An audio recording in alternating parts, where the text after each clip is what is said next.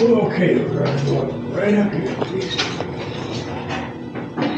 Everyone, Sarah.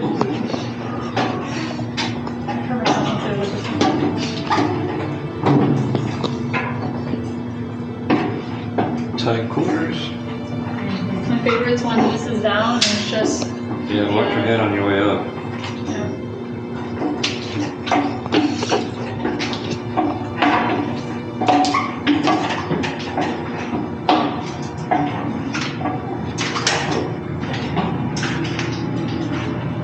Way down there.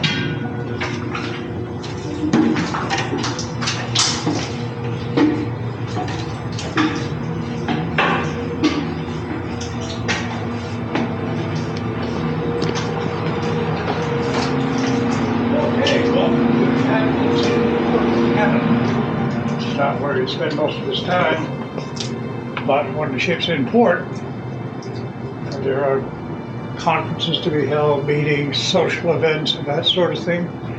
And so this is much better set up for it. More important back in the days when admirals and such had their fleet headquarters on the ships, so a lot of visitors. And it's set up for conferences, lunches, dinners, and so on. There's a galley or a kitchen right on the other side of that bulkhead. And here we have a room with a queen-size bed, shower, toilet facilities, and so on for visiting guests, or for the captain if he feels like it. He can go in there anytime. And please feel free to go in, by the way. And if you want somebody to visit you this room, check out that computer on top of the desk. You ever seen one of those? Okay. And anyway, it's very nicely set up for that. And right at the top array of pictures, that's all the people who commanded this ship, starting with Captain Callahan way back in 1944, right up to actually the man whose picture is third from the end should also be on the end. That's Captain Case, Lee Case. He commanded the ship in its last deployment, right through and including the Gulf War, and the actual retirement in January, decommissioning in January 1992. And great guy, he died a couple of years ago, unfortunately, but he, after he retired, he used to show up occasionally. And the last time I saw him, anybody, he kind of let his hair grow long, he had a beard and stuff. He kind of looked like a retired hippie. And that was the image he was trying to project. And he went out on one of the tours. And the poor tour guide was relatively new. And he asked all these questions that, my God, I wouldn't even know the answer to. And the tour guide was just flustered. I have no idea, sir. I'll find out for you. And then he got a grin on his face and fessed up to what he was doing. But anyway, take a look around if you'd like. And I should mention, this was Admiral Halsey's flagship in 1945. And there's Admiral Halsey, a picture of him right down there. That's his hat. And we've had a few distinguished guests on the ship from time to time, both Presidents Bush, President Truman way back in 1947, and Cher. Okay, a couple of people have heard about that. Very interesting. She only got invited once, but she spent a lot of time in here signing autographs and meeting the crew.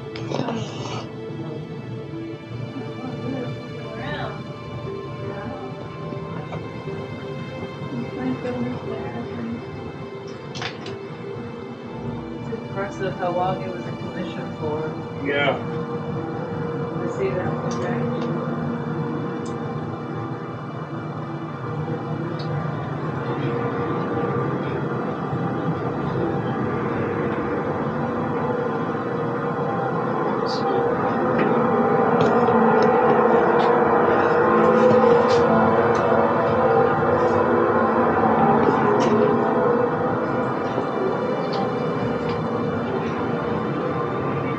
But Like you got that. one of those at home? Here it's Had one? Yeah. Not that much. see there. Yeah, that's right. Which was just let go. Have you ever heard of an air-powered phone? You laugh. There's such a thing.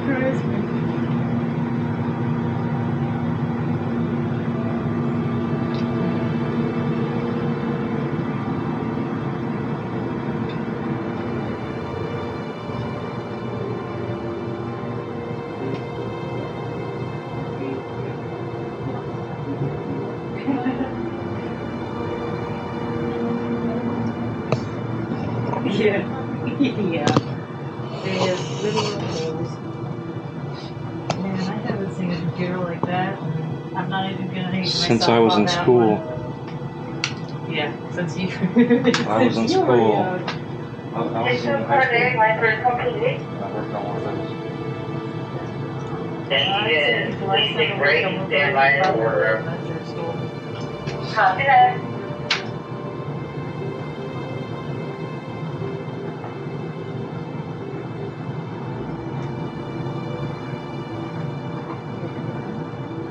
No napping. Yeah, no napping in there. I say last time I was on ship, we got stuck in the little bed. They're like stacked and Yeah, stacked and yeah. stacked. Well, rank Those are great. RHIP. Captain could use I was that. about to say, Wait till you see his at sea captain. they're above my pay grade to get this. Yeah. Wow. Yeah. It's it. I've never been captain there. I will say I was not allowed. Okay, I have a question about the safe. Is it a gun safe or a regular safe? Regular safe, probably some coats and stuff stored in there that he's got to have at hand. Might have been a gun safe too. His captain could put anything. Maybe that's where he kept his liquor supply. Hey, You know about Navy ships, right? Yeah. No drink. No. Okay, gang, everybody all set? Please, with the last person out, shut the door for me. Thank you. Yes, sir. Go get it. Maybe Lee's getting a picture. Well, there so you can Come on, walk. yeah, all you all can walk. Don't forget about your camera, Dad. I didn't forget about it. I just wanted a picture. Alright, Why don't I close the door? well, your dad's got it. All right, come on. Not clear. Close the door.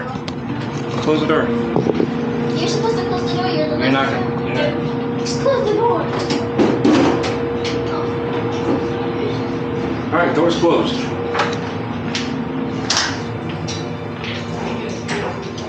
You know what's funny is she doesn't have to duck. Let's say, Yeah, you can see many people have put their head there already. Yeah. We're gonna do that one as the captain's quarters. There. Okay, so we're Yeah. Steps on that. Oh, yeah. going to the next spot. Watch your head here, sir. Yes, sir. I've been in subs. I understand. I'm too tall. They're not made for people his size. They're made for my size. So one time we let's say.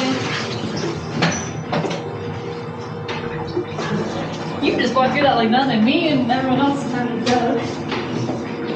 It's a force of habit.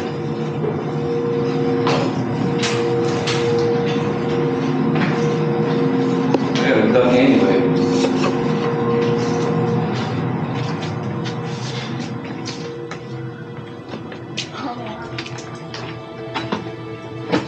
Compass. Okay, I'm gonna give you a peek of what it would look like in here most of the time.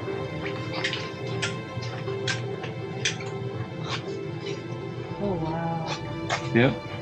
So these blue lights originally had nighttime in mind because if the ship's at sea at night, white lights are on, somebody went out that door, advertise your presence on the horizon. So blue light apparently can't be seen very far away.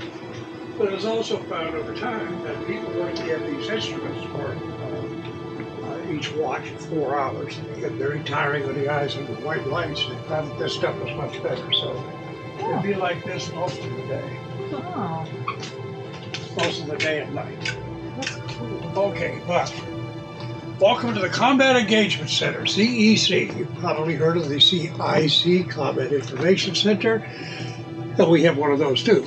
A couple of decks below us, but far too small to put all of this extra stuff in that was added in the 80s. So they needed a space that didn't have to be deconstructed too much where they could put all of this stuff in.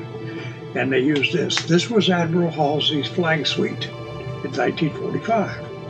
Had a bedroom and shower and so on, and a couple of offices and a conference room right in this area.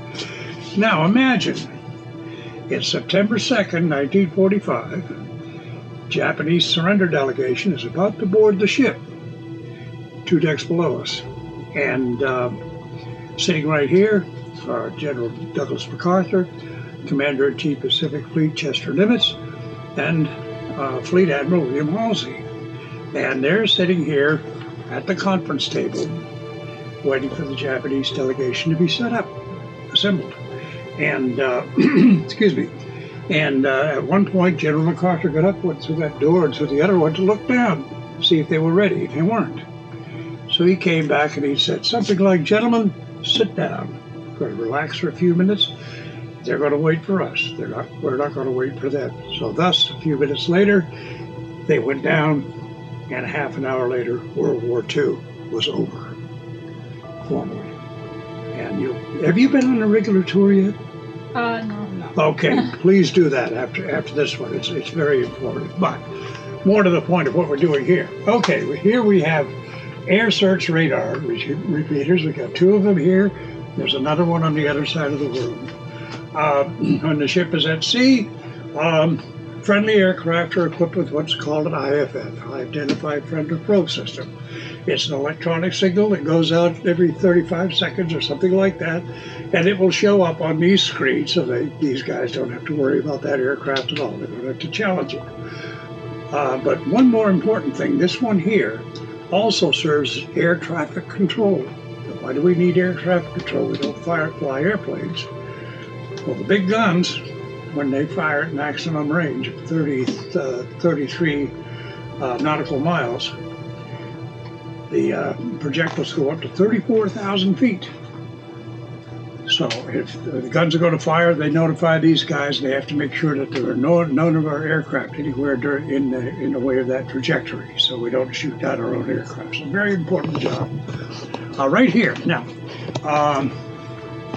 In 1945, that model that's down in the wardroom, you may have had a chance to look at it. In 1945, we had 151 anti-aircraft barrels on the ship, ranging from single barrel 20 millimeters, quad 40 millimeters, and the 5-inch guns, most of which are still on the ship today, the dual purpose.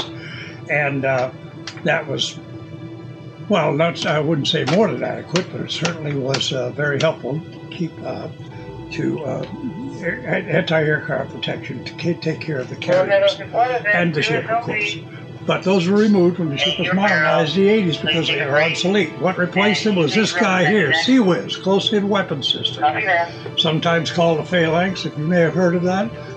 It's a Gatling gun, radar-directed, 1,500-meter range, fires at the rate of 3,000 rounds a minute. And we have 4 of them, 2 aft, 2 forward, and I will introduce you to those in detail. But basically, radar picks up an unfriendly aircraft or a missile coming in. What they have to do is notify this guy of which quadrant it's coming in, and let's say it's northeast, then he would activate the Sea-Whiz for the northeast quadrant right there, and it's radar-directed, kind of follows the target itself and destroys it in flight. And I'll introduce you to one of those. They're up close and personal in a while. Okay. Well, over here we've got the man that commands this particular facility is a tactical action officer, TAO, Navy rank of commander or lieutenant commander Navy, and he sits in a higher chair not because of his exalted status, but because it allows him to see over the heads of the guys here. Now, this ship was being modernized in the 1980s, and at that time GPS was pretty good, but they couldn't quite make it interface with the system they needed here at that time. So this is actually old technology here, but it worked pretty well. There would be, that's called the vertical plot, by the way, there would be an enlisted man or two behind there with headsets on getting information from other parts of the ship. And they're writing backwards on that board to allow this man to see it in real time. Now, writing backwards is not something you learn to do by yourself, not very well in any event. They had to go into an immersion school. When they went through that door, they had to read, write, and conceptualize everything backwards. And of course, that took some time. I had a good fortune to run into a young man here a while back. I was trying to explain that as best I could. And he said, you know, I was on a destroyer. I used to do that. And I said, all right, it's your tour, sir. Take it over. So he told us a story. I'll make it short. I don't do that very well, but he said they got into that atmosphere, and he said they were just going crazy with it for a while. Then he got to the point where he started writing letters to his girlfriend backwards to make her hold it up to the mirror so she could read it. And I said, you know, that's a pretty good idea. I said, how'd that work out for you? And he said, oh, pretty well. She's right here. And she was literally right there at the time. And I said, really? And she said, yeah. She said, I finally had to say yes just to get him to stop that. So there's nobody here that has to make a note of that. But, okay. And by the way, that would be a high-def flat-screen TV now tied directly into GPS. Harpoon anti-ship missiles. They have a range of about 60 miles, and they're used for ship-to-ship warfare. But in the ship's modern configuration, it was never involved in any kind of direct naval confrontation, so they were never used in anger. However, a few of them were fired for training purposes. So when you leave the ship, you get down on the pier. If you look up at this side of the ship, you'll see 4 of them sticking out. They have General Electric on them, and there's also a mock-up of a Tomahawk cruise missile up there, which is Raytheon brand. Okay, so just to allow you to tell the difference. The cruise missile is much larger. Those 2 green screens, those are surface search radars. One's keeping an eye on the surface area around the ship, the other on the land area. It's just kind of a backup system for the other radars. Okay, now here we have Tomahawk cruise missiles. They were fired from these positions. Tomahawk cruise missiles range from about 1,000 miles up to 1,000 miles, 600 miles an hour, extremely accurate over very long distances. And we started off the Gulf War with 32 of them on board. Fired 31 of the 32. But the use of a Tomahawk cruise missile, however, that's a strategic decision. They're not deciding anything in here. So when it comes down from Central Command or whatever, down through the system, it comes to the captain. The captain says, we're going to fire such and such. And he gets the coordinates. You see some of these safes around here, they have codes in them as well. They have to be removed only when these are going to be fired. And once the guy has the coordinates, he sits at that keyboard, he enters them in there, and there's a key there, and the captain has a key up there. They match, and they have to be turned within 5 seconds of each other, or they have to start the whole process over again. Safety measure. Now, once he does that, he first of all verifies that the area around the missile is clear of people, so nobody will be injured. And then once it's fired, he has to verify that it actually left its box launcher. Beyond that, most of the time that'd be a pretty boring job. But once in a while, it gets a little exciting. Now this guy over here, Slick 33, that's electronic countermeasures. This guy can if there's an incoming missile or incoming aircraft or something electronic coming toward the ship that's dangerous, then he can interfere with all of their guidance systems and so on. So he just keeps them away from the ship. That big room in there has got all kinds of stuff in it, which looks kind of sophisticated. We had a man here, well, some time ago. He actually was on the ship during the Gulf War. I said, "What's all that stuff in there, dude?" He said, I can't really tell you. He pointed my leg. In other words, he could tell me I wouldn't understand, which is perfectly good assumption. But he said, let me tell you what our motto is. I said, what's your motto? He said, our motto is, in God we trust. We listen in on everybody else. So it's just monitoring all the communications around the ship. Okay, now that was very quickly through here. Any questions on anything? No, this is so interesting. Where are all the phones? Oh, the phones. Okay, All the red these. phones, those I forgot to mention those. Thank you. The red phones are for classified communications. Okay. Those two I believe within the ship. The other two are classified external communications. So that they're all scrambled, and only certain individuals can use them. Okay. All right? And the other one, I think, orders pizza. Don't pick it up or you'll be on the arm for 110 pizzas. You don't want to do that. Okay, follow me, please. That's a light order for a ship this size. Amazing. Watch your shoulders on this. Pretty cool stuff, guys. On to the next spot. Earl's veranda deck now. Try to imagine 1945, Admiral Halsey's out here pacing the floor trying to solve a problem, trying to strategize a little bit. And that's fine, that he did. But more to the point, this is one of the places on the ship where we're going to try to preserve the original 1945 deck. It's going to be a job because you can see it's already taken a little bit of a beating. But this hopefully, teak, it only lasts about 85, 90 years. You got to replace it. Yep. Okay, follow me down this way, please.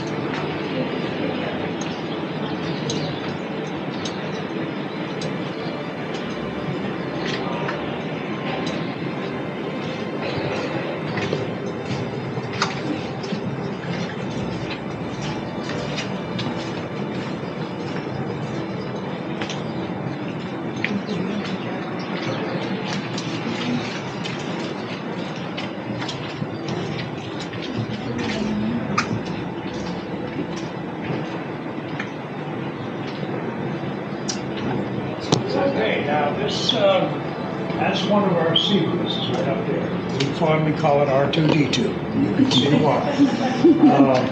4 of them, 2 aft, 2 forward, as I mentioned, and we'll have you up close and personal with one of those in a little while. Now we get to the front of it. We'll do a couple of ladders here. Please be careful, it's wet.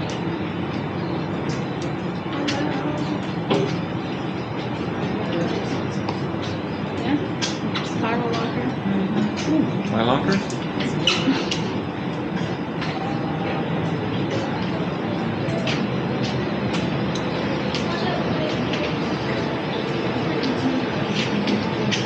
Watch your head.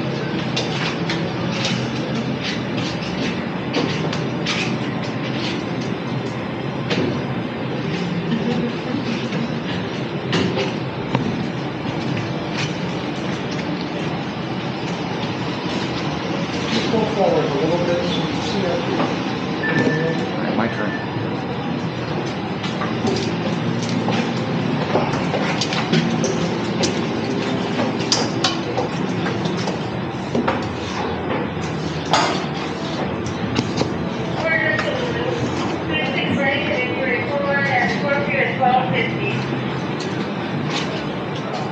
Okay, these are armored box launchers.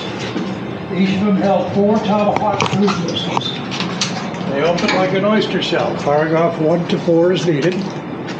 As I mentioned before, we had 32 aboard, fired 31 of the 32. As you can tell, look at the right-hand corner of that one, 4 Tomahawk insignia indicate that one fired all 4. In fact, the only one that misfired was on the other side of that structure, so we can't really see it, but pretty good, 31 out of 32. Not bad. Okay, one more platter and we're up.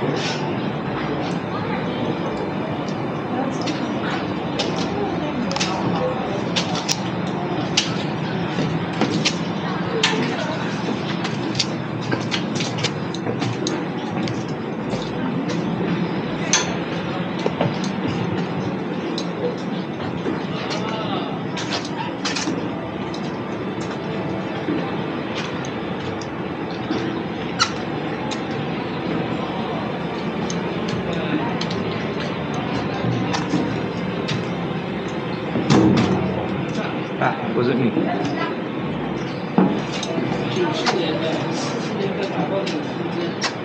Okay, Sea-Wiz, R2-D2. 20 millimeter belt fed, 3,000 rounds a minute, 1,500 meter range.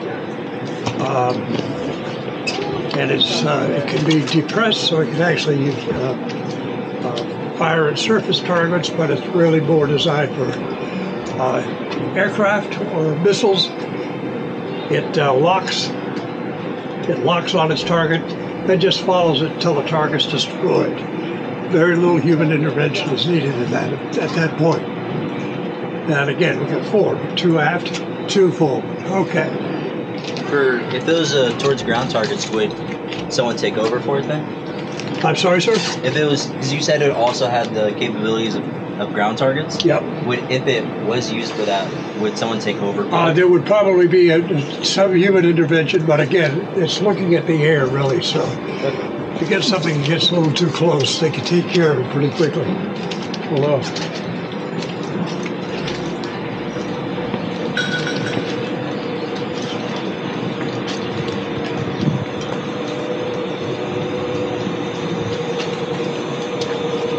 Okay, this is the conning tower. It's part of the, this is the top of the Citadel. The Citadel is a ship within a ship, 17 inches of armor going all the way down to the main armor deck. And you'll see what that 17 inches of armor looks like in a few minutes. And also all of the inner workings of the ship, by the way. But you gotta, probably the best photograph you get off this ship is right there. We call it the bookends photograph. The forward part, bottom of the photo, you get the big, the main batteries in the Missouri, and the bow, the distance you have the Arizona Memorial. Literally, the bookends of World War II. So go take a picture of it, and I'll wait for you right here.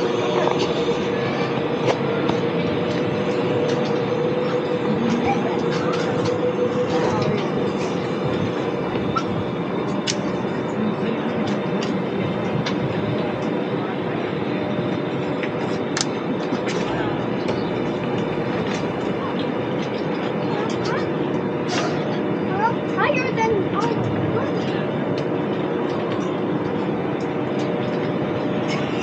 I don't know if you pick up on what I mean. I'm like sticky.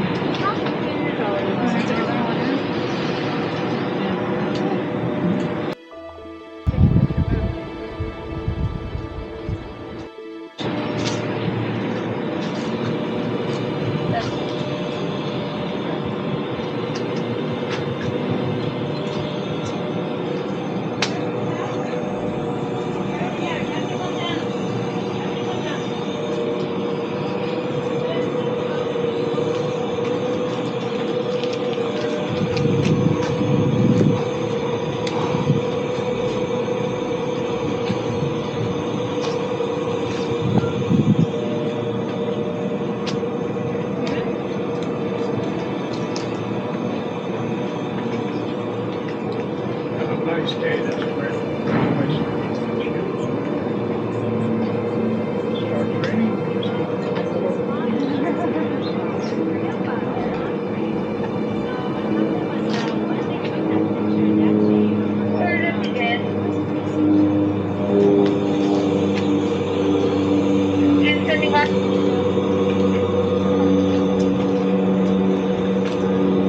So you twist this thing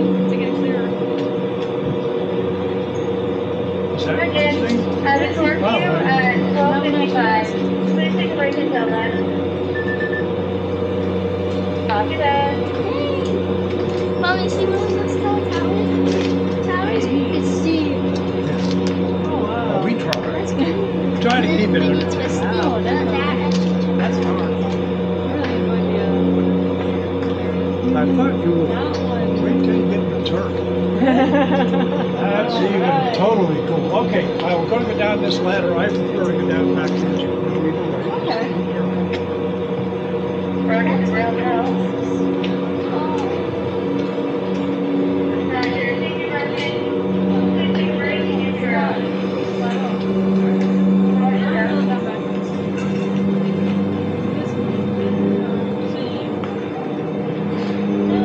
Oh, that is steep.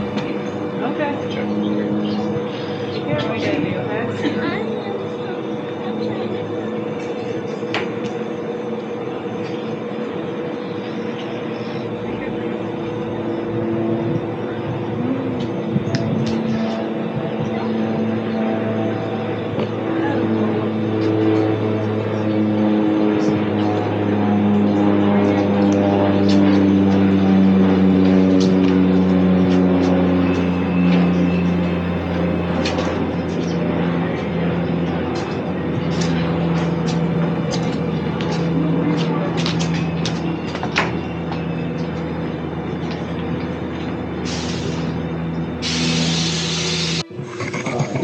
Presumably it would help.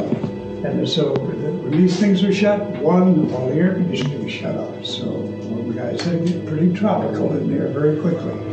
And the ship goes to condition zebra, which is C. So, okay? All right, now follow me around here. This, by the way, is the control of the helm of the ship, and we'll show you a better view of that when we get around. Okay.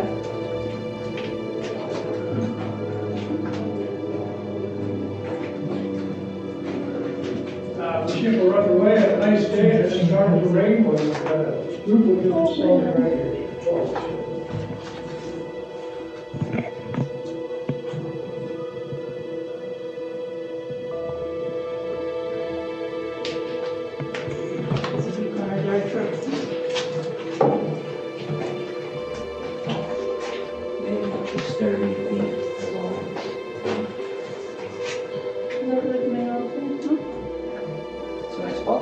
That is the helm or the steering wheel of the ship right there. And there would be 3 men in there typically. And it's, I think, I find it very interesting that all of the fighting spaces on the ship and all of the control spaces on the ship, you can't see anything. It's all indirect through instruments. There are 2 little kind of peepholes up there. I wouldn't rely on them for to give you much of a view of the outside. But that's where the ship was controlled anyway. Okay? Interesting. Now that's where that camera's going to come in real handy. It's gonna be just like you got in there.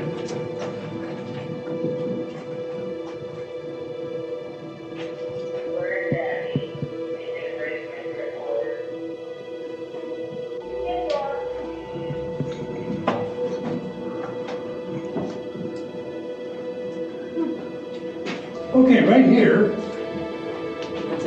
Here you have the chart room.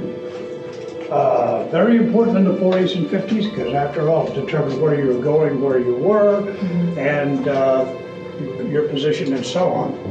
A little less important in the 80s because we now had GPS. However, we've got one of these things here, which is a dead reckoning tracer. So they would keep them independent of every place the ship had been over each watch of 4 hours and then see if it reconciles with, well, actually to see if GPS reconciles with this, so with it.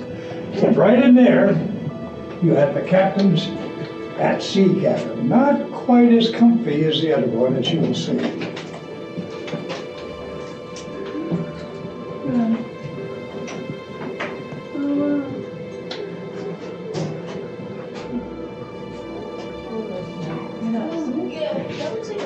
Not twin bed, really. It kind of does, but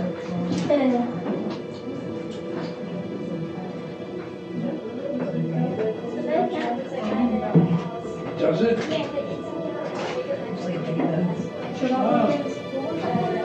That's the is the captain's seat channel. Because he's got to be next to me. But yes, it's a little nice quarters down there. There's one near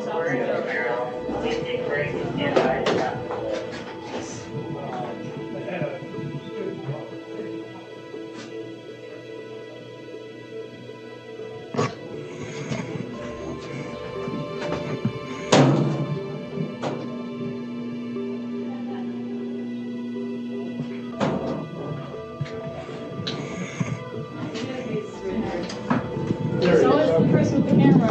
I gotta watch the camera first. Don't be a little bit behind me. Okay, we're gonna go down here. And the next one, please.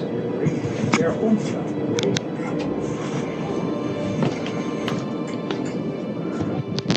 This is where World War II ended, September 2nd, 1945. The ceremony took place right over there.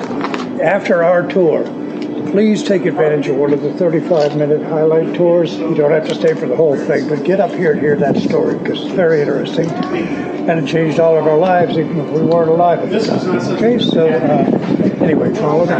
That goes on every 10 minutes. Right where we'll end up. That's a little surprise on it. This was not what they were expecting. And this, I think, kind of turned the movement for the ceremony.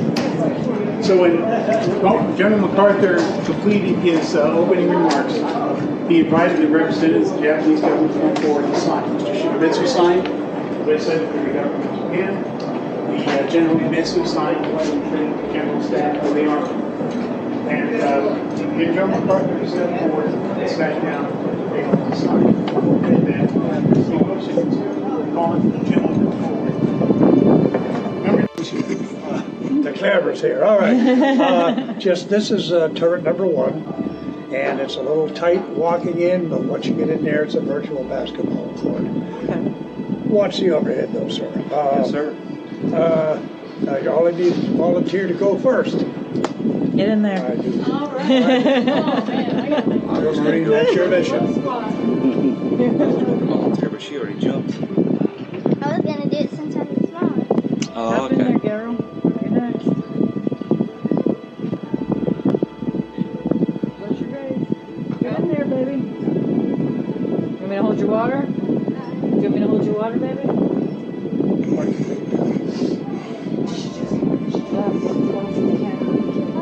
Can't find it. It vanished. The cat just disappeared. Oh, yeah. Yeah, I think the ship ate the cat. I think you'd notice it. Oh, is that it right there? Geez, it could be. I don't know how she managed that. Yeah. We'll get her. That could be it.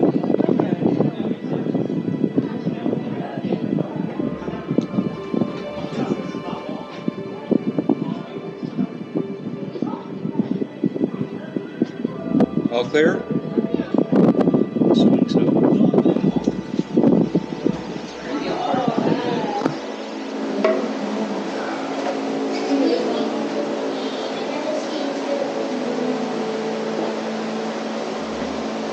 Oh, wow. Okay, they're a bit larger than I thought they were.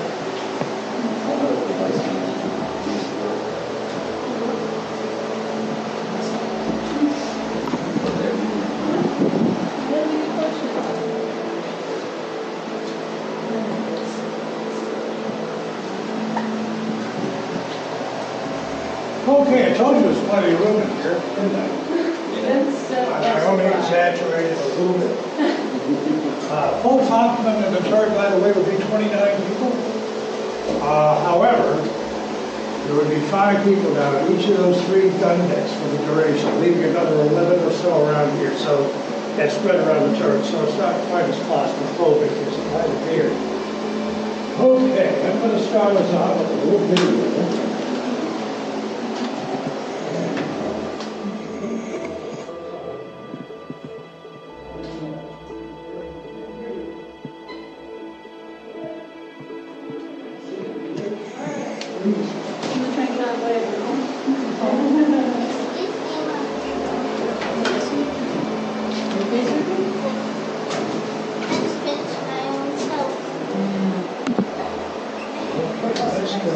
Those trees are going to be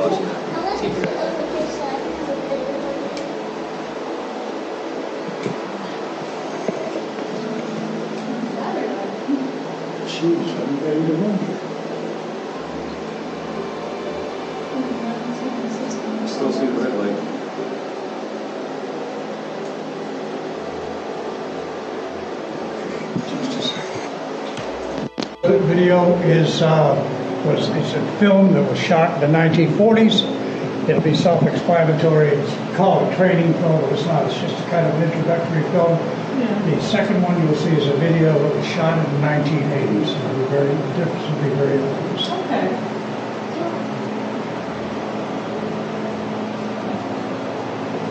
Steve has been doing a rapid watch.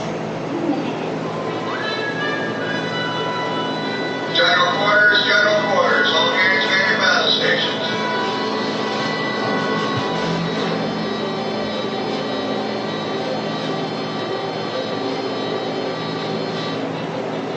When a target was spotted and the order for battle stations had been given, a highly trained crew maneuvered with great speed and precision, providing all the necessary components to bring these giants to life. The projectile was hoisted up from one of two projectile flaps as the powder bags were being loaded and hoisted from the powder handling room. This was happening as the gun itself was being brought into the loading position. The cradle operator brought the spanning tray into position, and the shell was loaded into the breech by a rammer. Up from the powder handling room, the powder bags were hoisted and dumped by the hoist operator 6 decks below. The gun captain and cradle operator spread the first 3, making room for the second 3 powder bags. The bags were gently pushed into the breech by the rammer on the cue of the gun captain. It was now time to retract the rammer and spanning tray and close the breech. After the breech was sealed, the gun captain threw the ready switch. This switch could only be moved when the breech was sealed. The gun was ready to be fired. The 23-mile range made these guns fearsome, but accuracy made them deadly.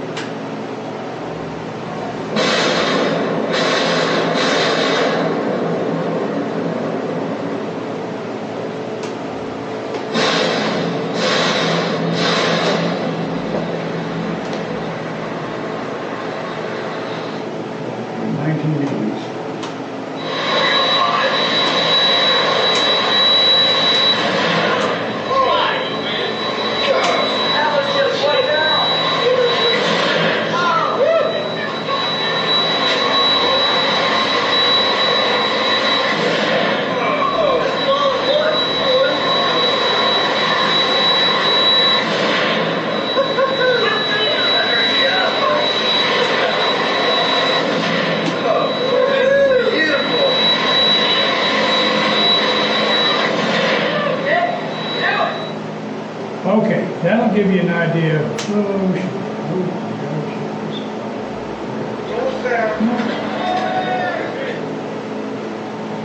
There it is, okay. That second video was filmed from a cruiser that was about 50 yards in front of the Missouri. What was all the excitement about?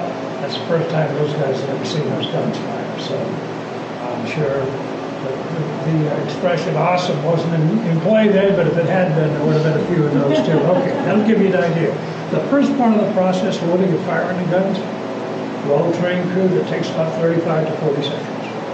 So we can fire 27 rounds in a minute and a half from all 3 turrets without having to stop and retarget. You may have noticed the puff of smoke that came out after they fired. That's the remnants of compressed air. When the gun's fired, they retreat 4 feet into the turret on a cushion of compressed air, which takes up the recoil and allows it, and the smoke is just the compressed air blowing any remnants out of the barrel, okay? And earlier iterations of battleships, they would be just as accurate with their first salvo, but it would actually move the ship 20 yards or so because of the recoil. So they'd have to stop and retarget. So we get off about 3 rounds to the other one if we get into a contest. Okay. Take a look at that chart right over there for a moment. That's not to scale. The bottom part of that's the powder handling movement. Actually run off both sides of that scale. On one side, they store all the powder bags. They're stored in those big aluminum cans. You see all over the place are called powder tanks. They stay in there right until they're absolutely heated.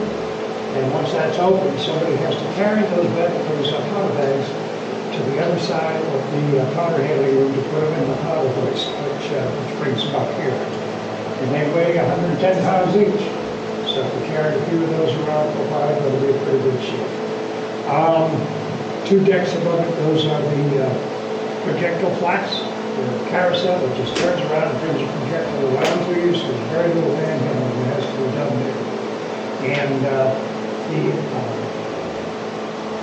high explosive rounds weigh 1,900 pounds each.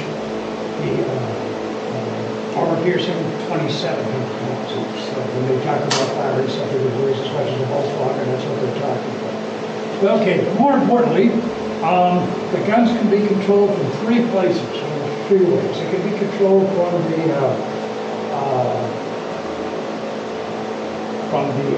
gun directors. There are 3 of them. Spot 1 is way up in the superstructure, as high as you can get on the ship. Spot 2 is on top of it, is on the aft end of the ship. Spot 3 is right above us. Any of those can control the guns. However, they're usually controlled by the gun director up in spot number 1, because they have the best physical view of everything around, and they've also got the best, they've got all of the incoming radar and stuff, information. The radar system that I have up there, up that high, can detect incoming planes about 250 miles away. Incoming ships about 70 to 80 miles away. So just due to the fact that they're so high, such high elevation. So once that the gun director, they can direct it there. Usually goes down to the plotting room, which is a couple of decks below. So the plotting room is a really cool place. If you get a chance to come back with an engineering tour, they'll get you right down to it. 2 parts. The first part, you walk in, it controls those 5-inch guns on each side. Those are dual purpose. They can be used for level firing, or in our case, anti-aircraft using proximity fuses and radar. There are two controls in there because they play in opposite directions. The other part controls the 16-inch guns. Now, the heart of the matter, what controls all of this stuff, is down there, it's called the Mark I Rangekeeper. And Mark I Rangekeeper is a gyromechanical computer designed in the 1920s, repeat, 1920s, modified and improved until about 1935, and installed in all of our ships that came off the line starting then. It uses triangulation and very, very accurate over short and long distances, extremely so.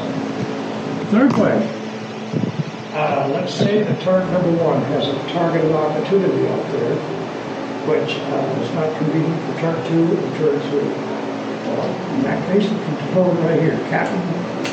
Turret captain has a periscope right here. Turret officer has another one over there. The switch, the border switches you see, each of those just indicates which of the guns is going to fire, and so on. And it's all controlled right there, the big gray box. That's the Mark III Rangekeeper, and it's again gyromechanical device. They didn't call it a computer back then, by the way, but it is a computer, and it uses triangulation. And we'll say that we've got a target of opportunity. Okay, it accounts for distance of course, sea conditions, wind, humidity sometimes can affect the shot, and any other variables that might come in there. And if it's a moving target, a moving ship, somebody gave me the analogy a couple of weeks ago. He said, well, football,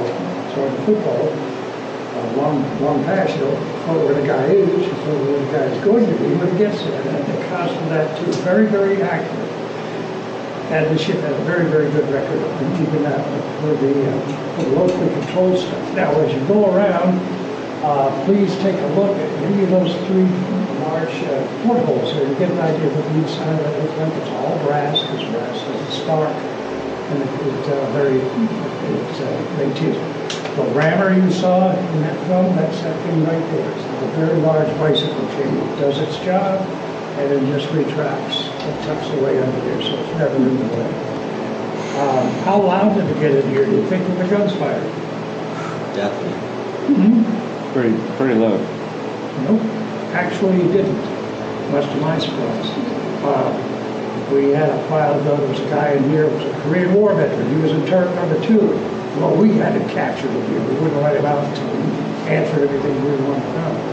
But how loud did it get? He said, actually, if you're in here, and you're not really paying attention, you might not even know they fired. It's just a little bit of concussion. That's amazing, because what he's thinking of it was 17 inches, actually 18 inches long on this turret. And all of the concussion, all of the noise, and all of the energy's going out that way. Nothing in here. And you've got that armor in front, you've got 10 inches on the top, you've got 12 inches around the side. If you're out on the deck, though, the guns are going to fire. They have to sound a salvo alarm, which tells everybody the guns are going to fire in 30 seconds. If you don't have to be out here, get under cover. And that worked pretty well. But back in the day, the guys in the anti-aircraft guns, that you couldn't just get up and walk undercover. So they had to use it's a pretty sophisticated gear for graders. But the best ever was cotton. I think got a little bit better over the years after that. But, he said that actually the sound is not so much, it's very loud, it's more visceral, it just kind of goes right through you. But anyway, that's kind of a quick once over. Any questions? No. You did a really good job of explaining everything. Well, use me. You won't have me all day, you know. So, well, okay. In that case, I hope just a couple of things to wrap up. I hope you enjoyed the tour. I hope it takes something home for me. And if you got any more questions you can think of? Okay. In that case, just let me thank you very much for joining us. And just to mention, it's not compulsory, of course, but most appreciated. It's okay to tip your tour guide. But let me get you out of here safely. I don't want anybody tripping. All right. This is not my favorite ladders. Please be careful. Josh, he has to run the power line, so. Tiny guys. See how far down that thing is. I've been there, dude. But if you look, the three